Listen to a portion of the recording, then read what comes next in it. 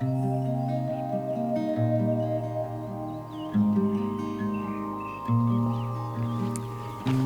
the issue is there's a problem with my puka. There is. My puka's having some problems. It's puka's broken. And the puka, what, burning? It's not burning. I said broken, not Oh my God. burning. I'll be real wrong. So my puka, Melissa has been lovingly referring to our pond as my puka. Stop. My puka, the pond. Melissa's nickname for the pond is my puka. My big hole, right? Let's just go back to Big Hole. Last week, we made our first attempt at trying to get some water put in this pond with our garden hose. Good news, it seems to be holding water, which is great. Bad news. Bad news is, unfortunately, I had to shut it off because we were contacted by the contractor responsible for installing all of this, who said, might not be such a great idea. He highly recommended that we as a community be patient. You guys and us. Which is difficult. Yes, we're very, very excited to see this entire pond filled to the top, but he did say that it's very important to let the dam settle over the winter and not bombard it with water and hope for the best. So we're going to give this thing some time. That actually opens up some new opportunities for us. We also have a plan for trying to keep the water level in here replenished and keep the water nice and fresh. We'll go over some of that with you, but it's going to involve a lot of the work that we get done this week. So let's get to it. Let's get to work. So I mentioned to you guys that we have a plan for maintaining the water level down in our pond to the best of our ability without having to utilize the garden hose, and that's going to require a water catchment system of sorts. We have gutters and downspouts on our home as well as the addition, and we also have one big center drain over near the side entrance to our house. All of that ties into a single stud out 4-inch ABS pipe that is on this hillside back behind me here. We're going to extend that down this hill all the way to the pond, which you can see back here. Should be a lot of water. Yeah, so our plan on the day is just to create a path so that we can extend that down directly to the pond.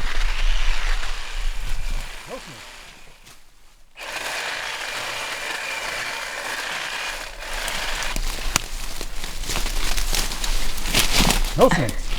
Speaking of snakes, the question we get asked a lot is whether or not we have rattlesnakes in this area, especially when we were putting in the rocks. We don't actually have very many poisonous snakes here in North Idaho. I actually don't know anybody that has seen one, but we do have garter snakes and like these big brown, like, I don't know if they're called like hay snakes or they're in the hay fields. They're nasty.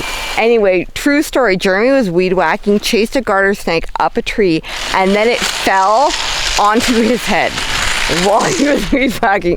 It was horrifying. So The snake fell on me? yeah, and the snake fell on you. Awful experience. It was like the worst. If there's something that our family hates collectively, it's snakes.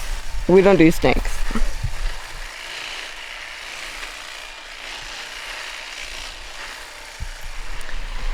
As Jeremy makes his way down the hillside, I wanted to talk to you guys a little bit about the water level. So we turned the hose off about 4 days ago, and you will notice that we definitely have lost some water from the dark line of where the water level was 4 days ago versus where it is now.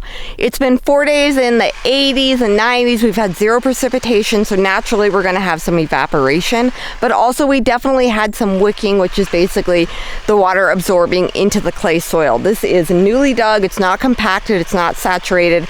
As it compacts, as it saturates, the longer it's here, the better it's going to hold water. But if it doesn't, there's a product called Damn It that we can add that sinks to the bottom, and it will help seal the bottom off as well.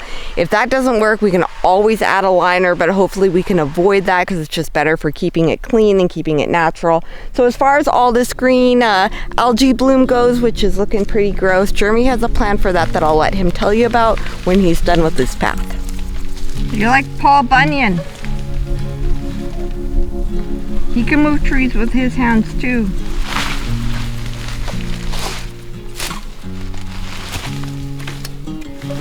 That happens to Paul Bunyan too. Don't worry about it. No one saw. Well, I got most of that brush cut, cleared out of the way, so we have a straight shot from that stub out all the way down to the pond. So we're gonna grab our solid flexi drain pipe, start running that.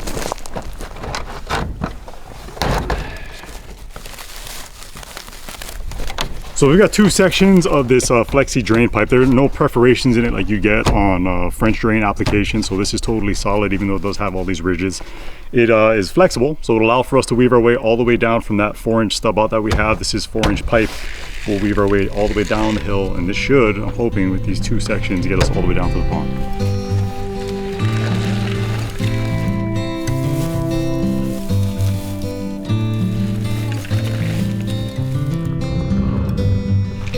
I think just the one's gonna reach. I might. I didn't measure before I bought. Should have, but I didn't. Yeah, I think we got plenty. It's literally perfect. It just barely touches the existing water level. Really? That's crazy.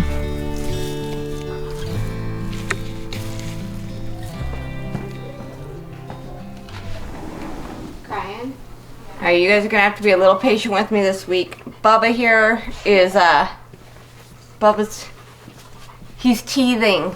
He's 4 months old now, and those little bottom teeth are not quite emerging, but they're making him quite uncomfortable. We've got rosy cheeks and a little low-grade fever, and we know it's not a virus, so he's kind of tugging at his ears. He's doing all the classic first teething signs, so it's going to be a bit of a slow week. We're going to pace ourselves, but we're going to get through it.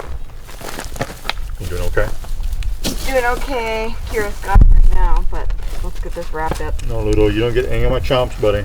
Not happening. Nice try. Jerky. With our drain pipe in place, we're gonna go ahead and stick this reducer fitting on the end of our ABS stub out here. That way it'll cover. No water, in theory, should be gushing out whatsoever. And then I have a hose clamp that we're gonna secure this to. Give it a nice fit and seal. Once all that is completed, we'll run some water down into the drains, make sure we don't have any issues along the way, and our water is ending up where we need it to be. So I'm not gluing this fitting on just because I want the option to be able to take everything apart and remove it in case we get any debris that makes its way down the downspouts and clogs anything up here. It's just nice to be able to disassemble everything, clean it out, do what it needs doing, and then put it all back. So that'll be on there. I don't think it'll come off on its own.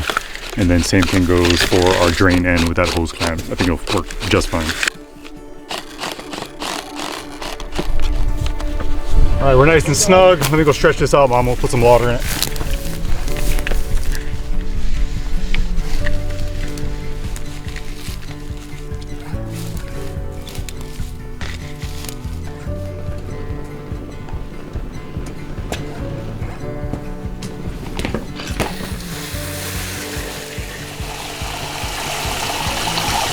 Let's go check it out.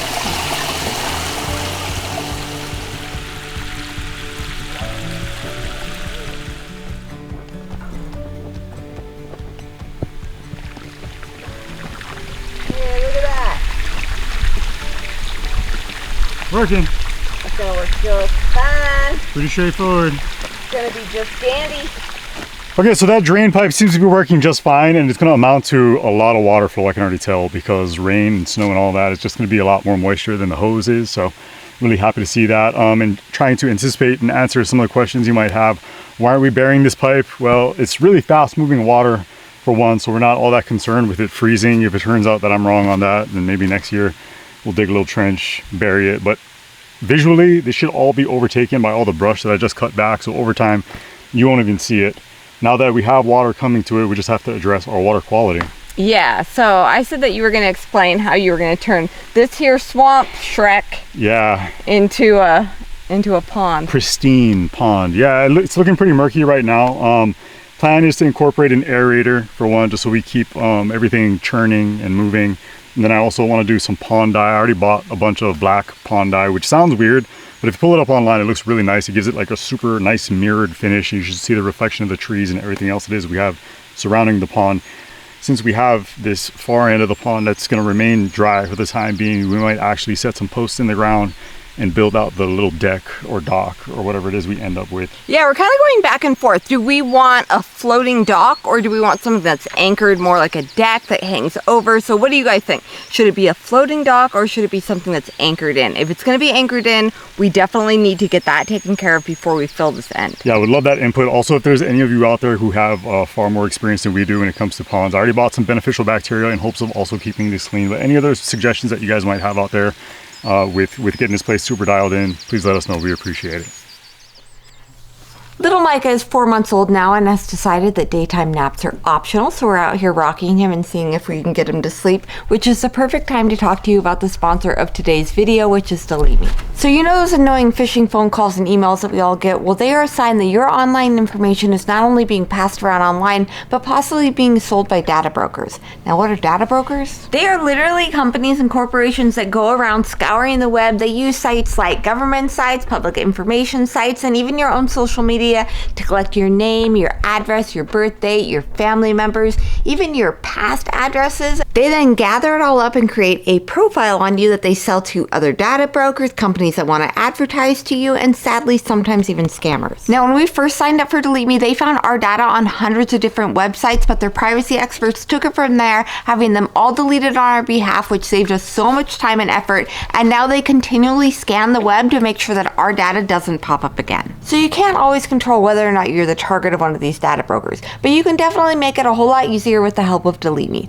All you have to do is click our link down below or go to joindeleteme.com/GSL. And when you do, remember to use our code GSL to save 20%. Well, Micah, you gonna go to sleep? He's staring at the dog.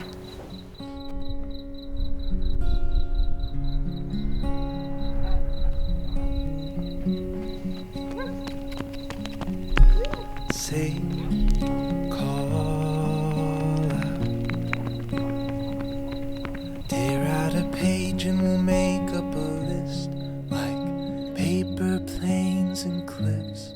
I brace for the fall now. Rush of the airs, we're losing control, so everyone's scared. I know. Has it ever been better than this? Moment I'm with you, in the weather, it's shelter and this. It's always a simple truth. We're just gonna dump it in. As you buy that on my wish list, all Do not get on a white shirt. you're a new life. Days slow. Now that I let go of all I can, all I have is so much. Stay close.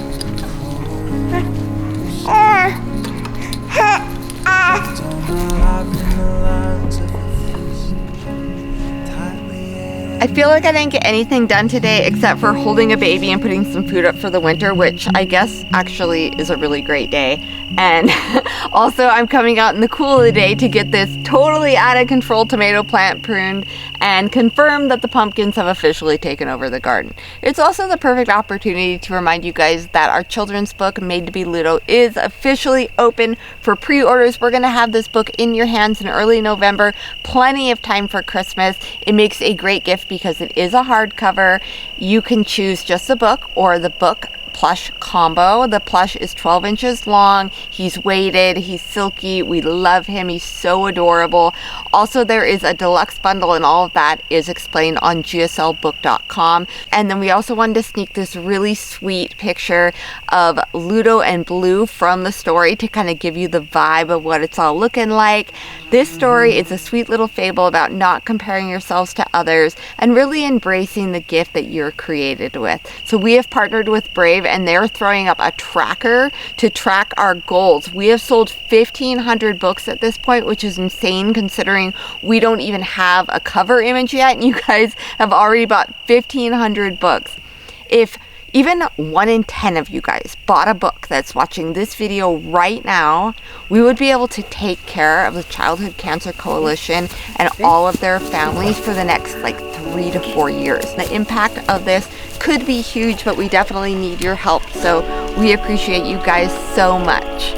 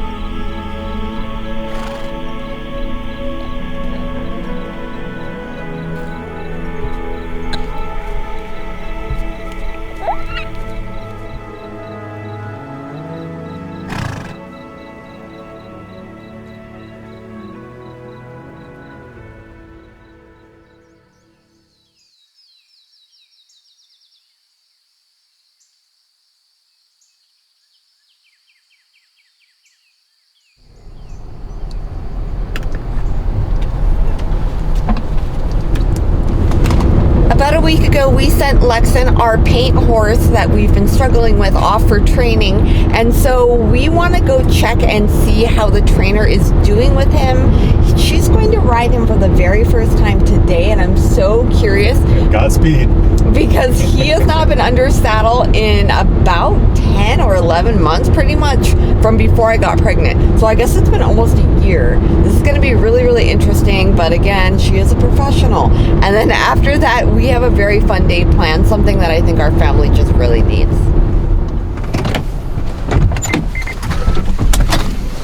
Gonna ride? Again, that's all you. You first. Here's the doggy ranch. It's a pack of dogs that look like our family. Whose legs are shorter? Yeah, Hey, yours. Hey, easy. So I found with this horse is this is the type of horse that's just gonna need his person. Yeah. Like building his trust has been one of the biggest things for me because he's not much of a fight horse, he's very flighty. Yeah. Like his reaction to everything is like, I gotta get out of here. And so I think the biggest thing this last like almost 2 weeks I've had him is just building trust up. So we're like, he doesn't want to run for me. He's really staying calmer. Like I showed you those videos, like just his whole, when I first got into the round pen, he like wanted to blow and he would just take off. Like he just was panic. Wow. And so just getting him to want to walk on his own and just, like I love when he takes deep breaths. Yeah. So again, Lexan has not been ridden in a year, but she said he's doing really well with his groundwork. So she's treating him like he knows absolutely nothing. I think this ride's gonna go really well, but we'll see. You never know with Lex. He could surprise us and be crazy, or he could just be a perfect angel like he normally is. 90% of the time he's an angel. So see how calm he is? Yeah. He's not this calm a week. I'm not trying to burn energy out of this horse. I just want to see where his mindset is. I want to make sure we're in a working mode right now.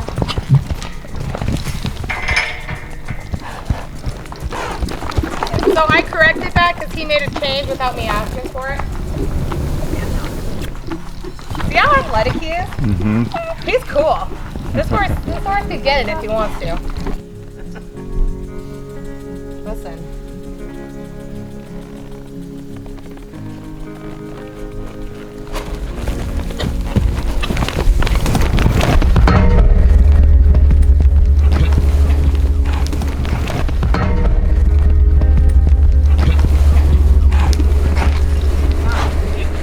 And that's what he's capable of.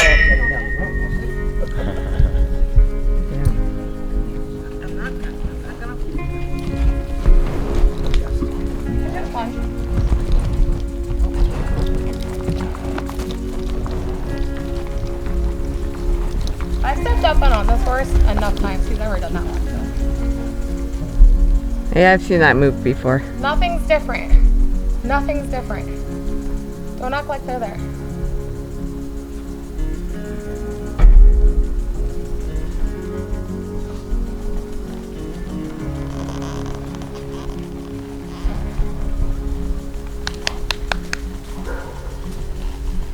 So I'm going to keep his nose left because if he were to make a move, I could pull him left. Does that make sense? You can tell he's like a high, he's very sense, like he's very like reactive right now. Like I know he feels relaxed under me, but like I could tell like he's just not 100%. But you could tell he just is, he's all tight and stuff. Like right there.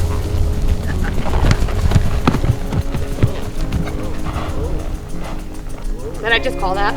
Like right there. Mm-hmm. It felt like all of a sudden something caught his eye and he could I just felt him get a little tighter than he had been. So I was like, and then he made that move. That's what's interesting, you know, you do it every day, the repetition. And obviously we already did this, you know.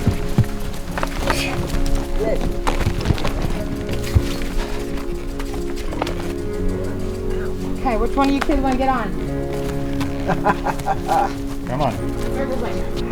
Eli's just Micah. dying to. Eli's just dying to go on. Okay, so it's been a week and a half. She was making really great progress on the ground. She's done step-ups on him. She said like 20 times he's never done anything, and then he exploded, and she's like, I don't even know what caused that. So Lexan caused it. Lexan being Lexan. yeah, Lexan being Lexan. So she's like, he's just a very nervous, sensitive horse, which can be a very dangerous combination. So she said he needs to be a one-person horse. She's going to continue working with him. She's got another 2.5 weeks with him, and then we're going to reassess. Do we put another 30 days on him? Right now, I don't know. Right now, we're still in the I don't know zone. In the meantime, while Melissa's I don't know, and we are taking a very beautiful scenic drive out to the great state of Montana for a really fun hike, something that has become a family tradition for us. We're going to take you guys along. Right, we made it. Lieutenant Dan, ice cream, Lieutenant Dan. You don't get ice cream till the end of the What? hike. No, let's go before. What?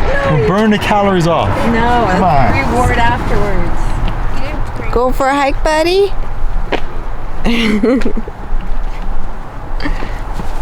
It's a good shady activity.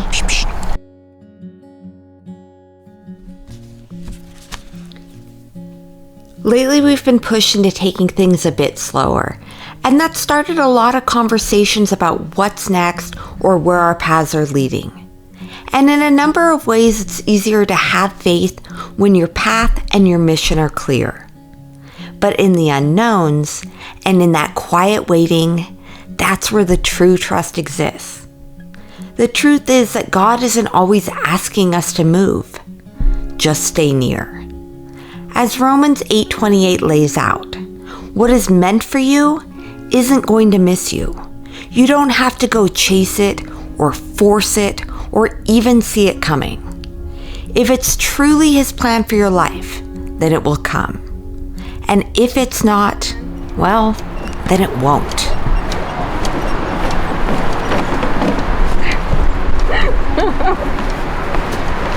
I like how it gets worse the closer you get to the middle, too. Our kids are not being helpful at all. Like literally. Hey, knock it off. It's freaking high. Who made this thing? Why'd they do that?